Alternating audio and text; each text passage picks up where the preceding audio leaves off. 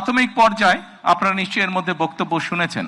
প্রাথমিক পর্যায়ে আমরা যেহেতু সরকারের কিছু নিয়ম নীতি আছে, আমাদেরকে সেই সকল নিয়ম নীতির মধ্যে দিয়ে আমাদেরকে একটি কাজ শুরু করতে হবে এবং সেই নিয়ম নীতির অংশ হিসাবেই প্রথমে পাইলট প্রজেক্ট করতে হবে। সমগ্র বাংলাদেশে 14টি জায়গায় বা 14টি উপজেলায় এই কাজ শুরু হয়েছে।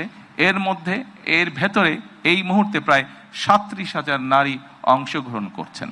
আমাদের এই কড়াইল এলাকা, ভাসান্ট এলাকা এবং সাততলা, এই 3টি এলাকায় প্রায় 15,000 নারীকে এই কার্ডের সুবিধার আওতায় আজকে নিয়ে আসা হয়েছে।